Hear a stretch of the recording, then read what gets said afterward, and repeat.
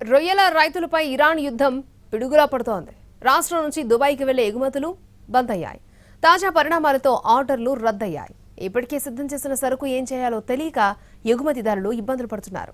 ప్రపంచంలో ఎక్కడ అలజడి జరిగినా రొయ్యల ధరలు తగ్గించేస్తూ అటు ట్రేడర్స్, ప్రాసెసింగ్ యూనిట్లు, దళారులు, రైతులను దోచుకుంటున్నారు. ఇరాన్ యుద్ధం ప్రభావం గోదావరి జిల్లాల్లో రొయ్య సాగు చేసే రైతులపై పడింది.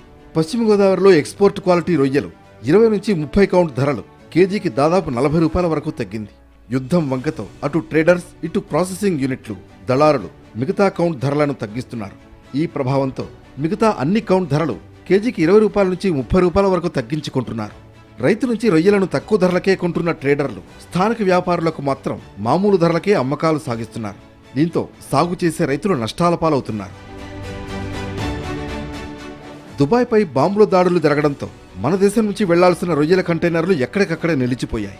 దీంతో చెరువుల వద్ద రొయ్యలు కొనుగోలు చేసే వ్యాపారులు, ఎగుమతిదారులు, ప్రాసెసింగ్ కంపెనీలు తక్కువ ధరలకు రొయ్యలను కొనుగోలు చేయడంతో ఆ నష్టం రైతులపై స్పష్టంగా కనిపిస్తోంది. అటు చెన్నై పోర్ట్, ఇటు విశాఖపట్నం పోర్ట్లలో ఎక్స్పోర్ట్ రొయ్యల కంటైనర్లు నిలిచిపోవడంతో మళ్లీ పరిస్థితి చక్కబడే వరకు కొత్త ఆర్డర్లకు అవకాశం లేకుండా పోతోంది. ఉమ్మడి తూర్పుగోదావరి జిల్లా రొయ్యల ఎగుమతులకు పెట్టింది పేరు. ఇక్కడి నుంచి ఏటా వనామీ రొయ్యను ఎగుమతి కంపెనీలు చెన్నై, విశాఖలోని కంటైనర్ టెర్మినల్ పోర్టు ద్వారా ఎగుమతి చేస్తాయి. గతేడాది అమెరికా టారిఫ్ రేట్లు పెంచడంతో ఎగుమతులు ఆ దేశానికి తగ్గాయి. దుబాయ్, యూరోపియన్ దేశాలకు ఎగుమతులు ఎక్కువగా పంపించడం మొదలుపెట్టారు. అమెరికా, ఇరాన్, ఇజ్రాయెల్ యుద్ధంతో ఓడరేవులు మూతపడ్డాయి. ఉమ్మడి జిల్లా నుంచి వెళ్లాల్సిన రొయ్యల ఎగుమతులు ఆగిపోయాయి. కొన్ని చోట్ల ఆర్డర్లు కూడా క్యాన్సిల్ చేస్తున్నారు. లక్షల టన్నుల సరుకు పంపడానికి కస్టమ్స్ పర్మిషన్ కూడా తెచ్చుకున్నారు. సరుకు పోర్టుకు పంపించడానికి ఏర్పాట్లు చేసుకున్నారు. ఇప్పుడు పరిస్థితులు మారడంతో తలలు పట్టుకుంటున్నారు.